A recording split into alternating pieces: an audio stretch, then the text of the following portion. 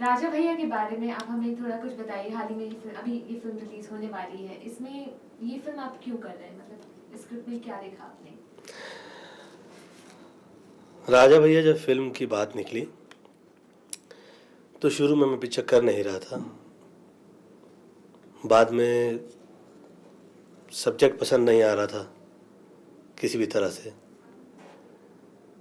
और जब अल्टीमेटली बात निकली कि इस सब्जेक्ट को रमन भैया के साथ किया जा सकता है, तो रमन भैया की वजह से मैंने ये फिल्म फिर कर ली, क्योंकि वो मेरे बहुत ही फेवरेट व्यक्तियों में से भी हैं और बहुत ही फेवरेट, मतलब कि उनकी जो फ्रेमिंग होती है, उनकी जो सीरियल्स भी मैंने जो देखे हैं उनमें एक गीलापन होता है, उनमें एक भावुकता होती है। और बाकी मान सिंह जी से बहुत पुराना संपर्क था, वो पत्रकार रहे, तो उनका भी बहुत वर्ष से घर में आना जाना रहा। जब मैंने करियर शुरू किया था तब से तो बन गई, पिक्चर शुरू हो गई। राजा भैया में आपका किरदार किस किस्म का है? ये बहुत ही मासूम भोले भाले व्यक्ति की कहानी है, जो अपने हर माँ के वचन जो हैं उनको कभी वो खाली नहीं जाने देता, हर बात मान लेता है। और बड़ा सरल व्यक्ति है, भोले स्वभाव का है, लेकिन उसके पीछे जो उसका कल्चर है वो बड़ा ही स्ट्रांग है। और कठिन वक्त में भी वो बड़ी सरलता से काम जो है अपना निकाल लिया जाता है। Very very interesting character.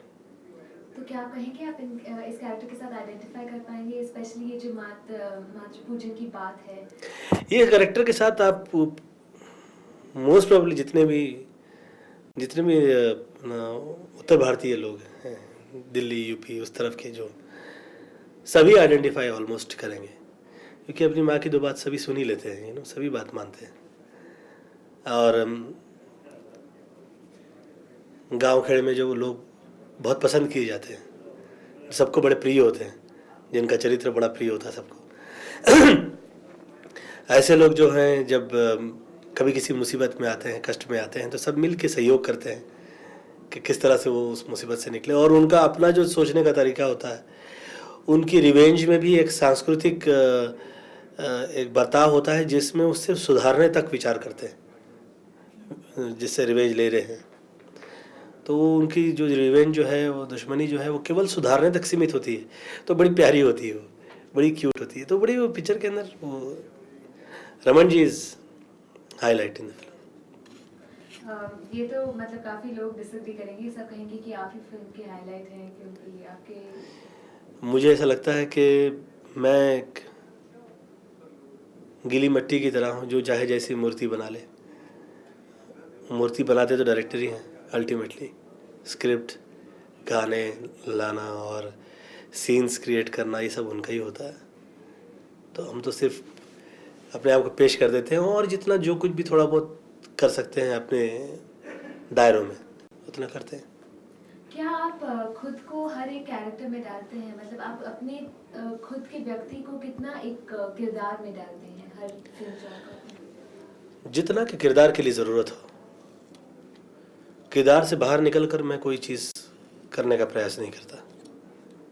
कभी कभी हमारे मन में और हमारे मस्तिष्क में अनेक प्रकार की बातें आती हैं कि ऐसा कर देंगे तो ज़्यादा एंटरटेनमेंट हो जाएगी, वैसा कर देंगे तो सीन बहुत इंटरेस्टिंग हो जाएगा। लेकिन वो पिक्चर का जो कैरेक्टर है, वो उसका ज़्यादा विचार करना चाहिए बनिस्बत के हम अपना सोचें। तो अपनी बातें जो हैं उसको हटा देनी होती हैं। थोड़ी सी कभी कुछ चंद दिल लगियाँ होती हैं जो अच्छी लग जाएं, और वो कैरेक्टर के चरित्रों के दायरों में हो, तो सबसे बैठ के बात राय मशवरा करके कर लेते हैं। अधिक स्तर पे नहीं, सोच विचार के। एक और एक 11 इतनी बड़ी जो आपकी हिट थी, उसके बाद अब ये रिलीज होने वाली है, तो क्या आपको लगता है कि लोग वही आशा रख रहे हैं आपसे? एक और एक 11 जो है वो फिल्म जो है वो केवल एंटरटेनमेंट की ही फिल्म थी। ये एंटरटेनमेंट की भी है, और एट द सेम टाइम इसके पीछे कुछ थॉट्स हैं, कुछ गीलापन अपनापन है, जिसमें इमोशन है। तो है तो छोटी सी एक एंटरटेनिंग फिल्म, लेकिन वैल्यूज़ अच्छी हैं और लोगों को देखकर एक एक अच्छी अच्छी फील आएगी, मुझे ऐसा लगता है।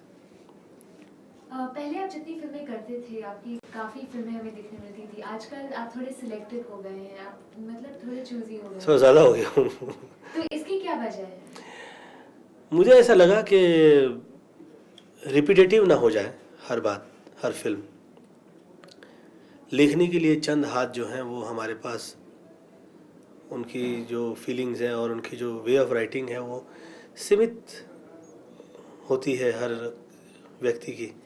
असीमित भी होती है, तो कितना अपना नया दे। 12 वर्ष तो सबने दिया ही है, and they have given lot of success, so I cannot be thankless to them. I am very thankful. But then when it comes to not to repeat ourselves, मैं सोचा कि मैं थोड़ा सा कम सोच समझ के सुलझा हुआ काम करूं तो बेहतर होगा। तो थोड़ा सा साल में ज़्यादा से ज़्यादा 2 पिक्चरें, उस तरह से मैंने कुछ सोच लिया। क्या आपको लगता है कि इस मुकाम पर ऐसा कोई किरदार है, ऐसा कोई जॉनर है जो आपने नहीं किया है? अनेक ऐसे किरदार है जो मैंने नहीं किए हैं, क्योंकि मैंने जो एंटरटेनमेंट की तरफ मैं निकल गया, तो दूसरा सारा खाका जो है अभी तक खाली पड़ा है मेरे लिए। कलाकार जो होता है, एक स्टार के लिए एक दायरा होता है चंद करेक्टर्स करने का, चंद फिल्म करने का, बट एक्टर के लिए कोई दायरा नहीं होता। एक्टर जो है वो हर बार पैदा हो सकता है, हर बार नए रूप से आ सकता है और नए नए चरित्र निभा सकता है। तो एक नए सिरे से मैं अपने आप को पेश करना चाहता हूँ, जिसमें इन मर्यादाओं में ना फंसूँ मैं, कि मुझे ये करना चाहिए और ये नहीं करना चाहिए, और वही अच्छा लगेगा, वो अच्छा नहीं लगेगा। I don't want to do that. क्या आपको लगता है कि आप कॉमेडी के एब्सोल्यूट अनडिस्प्यूटेड नंबर 1 किंग हैं? मैं अपने मुंह से क्यों बोलूँ, आप बाहर पूछिए लोगों से, लोग कहेंगे आपको। मैं ये कहूँगा कि कॉमेडी से बहुत रिलीफ मिलता है लोगों को भी, जो देखते हैं, जो परफॉर्म कर रहा होता है उसको भी अनेक आशीर्वाद मिलते हैं, और मुझे तो बहुत बड़ी सक्सेस भी मिली by the grace of God. और क्योंकि अब मैं अफोर्ड कर सकता हूँ, साल में 2 ही पिक्चर करूँगा, तो स्ट्रेस इमोशन से मुझे होने का चांस कम है। तो इसीलिए मैंने विचार किया कि मैं हर तरह का सिनेमा पेश करूँ सबके सामने। जब आप अपनी खुद की फिल्में देखते हैं तो क्या आपको बहुत ही हंसी आती है कि आप मतलब सीन के टाइम? मैं एकदम साधारण व्यक्तियों की तरह बैठता हूँ, हंसता हूँ। अच्छी लगती है तो अच्छा बोलता हूँ, बुरी लगती है तो बोल देता हूँ। लेकिन रिलीज़ और रिलीज़ के बाद ये 2 एक अलग वो होते हैं, हमेशा रिजल्ट्स होते हैं। एक्टर जो है एक पर्टिकुलर लिमिट तक ही सोच पाता है, उसके बाद जब पिक्चर जब रिलीज़ होती है तो पब्लिक में जाकर कुछ और हो जाती है वो। जहाँ हम नहीं भी सोचते वहाँ पे भी लोग रिएक्ट करते हैं।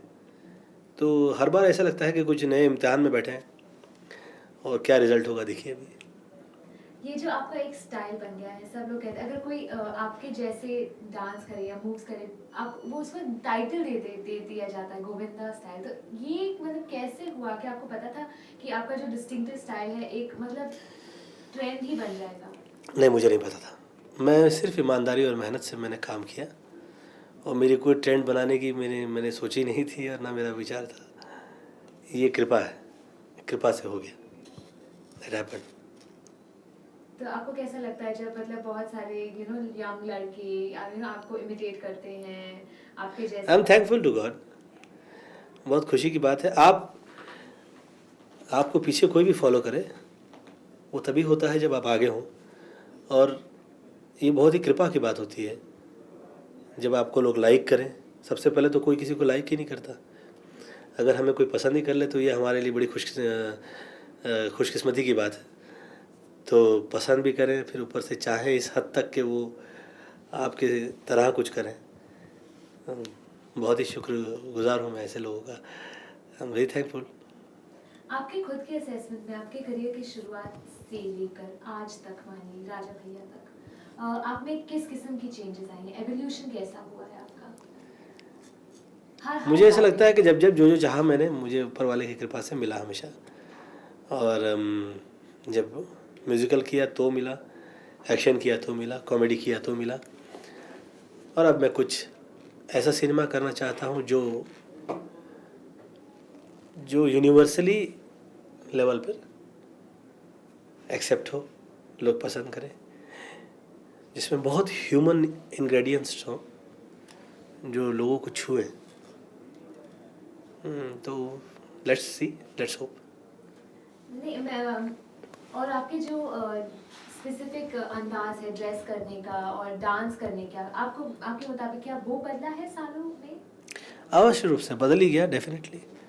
जब से छप्पर फाड़ के से पहले से ही मैंने वो डिसाइड कर लिया कि हर चीज़ थोड़ी थोड़ी सी बदलती जाए, बदलती जाए, बदलती जाए। और जब भी चीज़ कोई बदलती है तो वो अपना समय लेती है, तो अपना समय लेकर वो अपने से काम हो जाएगा। ठीक है, Thank you. Wish you all the luck for